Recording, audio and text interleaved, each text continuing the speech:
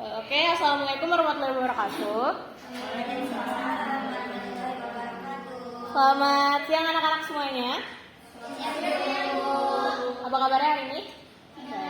Wah, kenapa tuh Widi? Ada dikerjain ya, berarti itu proses Widi.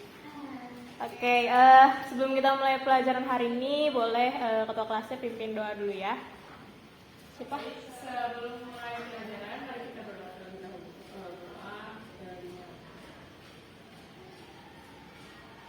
Doa selesai. Oke, terima kasih Salma.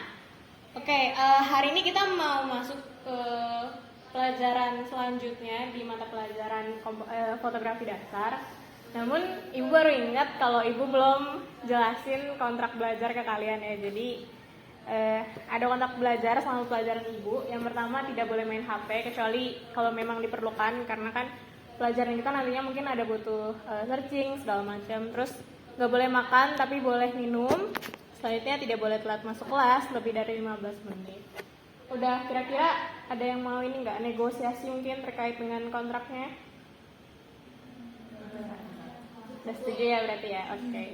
Berarti udah siap untuk melanjuti kelas bersama ibu selanjutnya. Oke.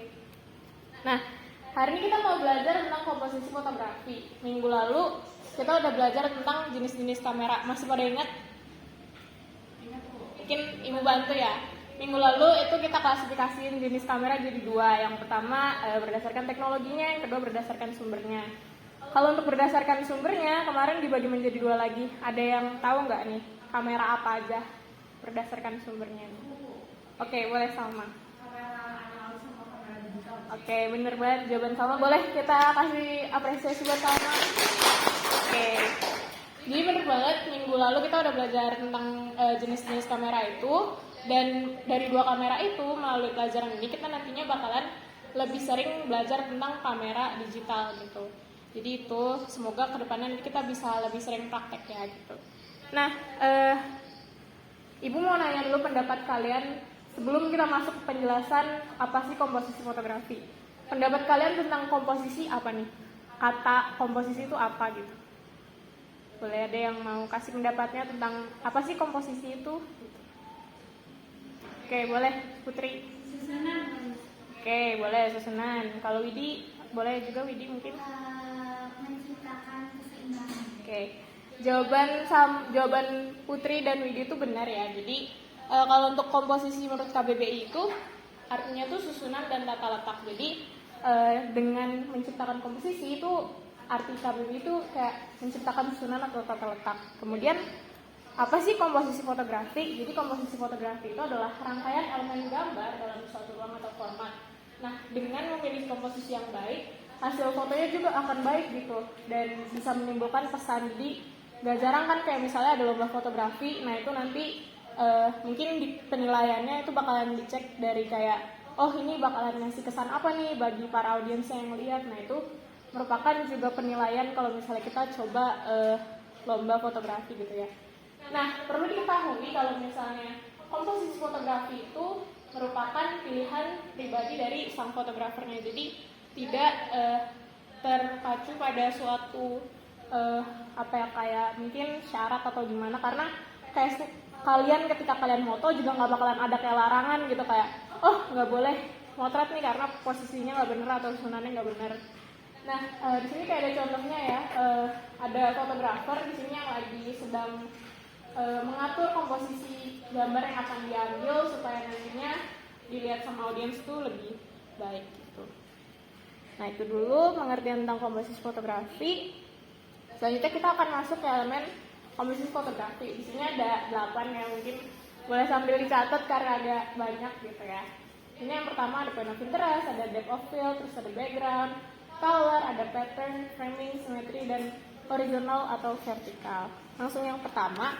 Sini ada elemen yang pertama yaitu point of interest, di mana elemen ini itu merupakan titik utama foto yang memiliki daya tarik paling kuat. Jadi untuk menggunakan point of interest ini kita menggunakan salah satu jenis komposisi itu yaitu roll of third gitu. Jadi penggunaan roll of third ini tuh dengan 3 bagian kanan kiri dan 3 bagian atas bawah.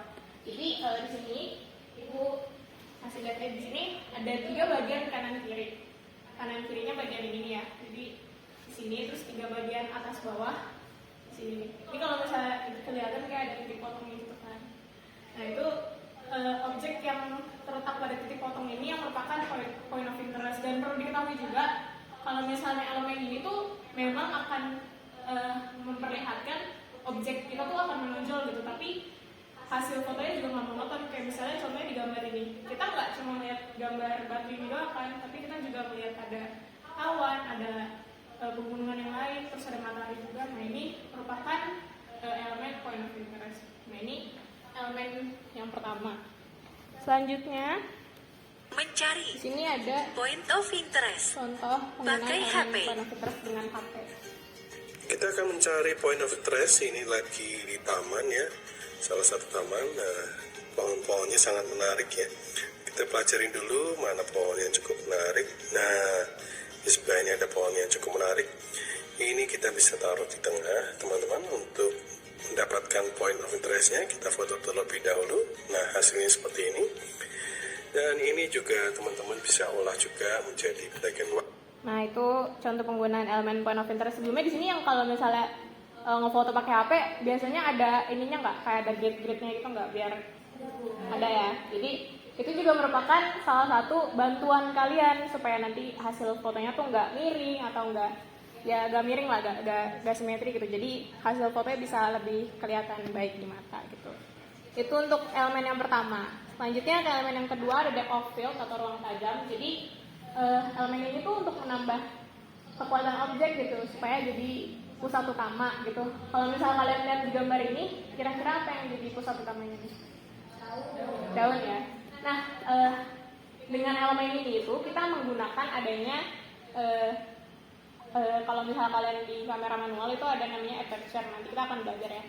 Jadi ketika aperture-nya itu di 3.5, objeknya tuh akan lebih fokus di daunnya gitu. Kita bisa lihat latar belakangnya ngeblur kan. Tapi kalau misalnya di sini nih kita lihat yang aperture-nya 22 udah nggak terlalu fokus dengan objek daunnya ya. Latar belakangnya udah mulai agak nyaru dengan penglihatan mata kita. Nah itu merupakan elemen yang kedua. Selanjutnya ada elemen background atau latar belakang. Jadi sebenarnya elemen ini tuh bagian pendukung gitu dalam suatu objek, kayak tadi di contoh sebelumnya elemen backgroundnya kan yang ini ya gitu. Nah di sini Ibu mau salah satu dari kalian mungkin bisa bantu Ibu untuk menjelaskan elemen tentang background nih. Siapa ada yang mau nggak? Oke, Anissa boleh. Kayaknya backgroundnya itu tuh yang sunsetnya itu disebut, terus buat objeknya itu yang batu, terus ada bola kacanya itu. Oke, bener banget jawabannya Putri, boleh apresiasi lagi nih buat Putri. Oke. Jadi bener ya jawaban Putri kalau misalnya objeknya tuh yang tadi itu yang batu dan bola kaca, terus latar belakangnya tuh yang sunset gitu. Jadi pemilihan latar belakang itu dipengaruhi oleh cahaya dan juga objek lainnya. Itu elemen background. Selanjutnya ada elemen color nih. Di situ ada pemilihan warna. Jadi mungkin ini kita lihat di contohnya ada food fotografi ya. Sini Widi boleh jangan main HP dulu. Putri juga ya. Oke.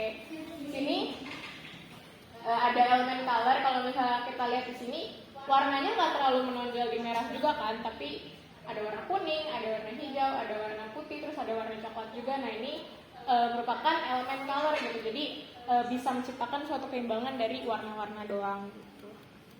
Selanjutnya ada elemen pattern nih. Walaupun di sini kayak agak kurang simetris gak sih kelihatannya, ya kan? Tapi tetap kelihatan enak kan di mata karena dia punya pattern gitu. Jadi pattern itu tersusun dari garis, baik garis lurus, melingkar, ataupun diagonal, ataupun tersusun dari pola maupun tekstur yang menarik perhatian. Kayak di sini ada contoh kayak benang gitu di lilit gitu dan disusun sesuai dengan warnanya gitu. Jadi ini menciptakan sebuah pattern dalam foto ini. Selanjutnya ada framing. Ini pemberian frame atau bingkai pada objek utama foto. Jadi di sini kita lihat dari gambar ini kayak ada bingkainya dari batu-batu ini, tapi balik lagi si objek utamanya tuh sungai ini ya, sungai sama ada jembatan dan ada pegunungan di belakangnya. Nah, ini merupakan elemen framing. Dan yang selanjutnya ada elemen simetri. Jadi ini simpelnya supaya gambarnya posisi kanan dan kirinya tuh sama. Kalau misalnya kita kasih titik potong di tengah, itu bagian kanan dan kirinya sama. Itu sih elemen simetri. Selanjutnya ada elemen horizontal dan vertikal.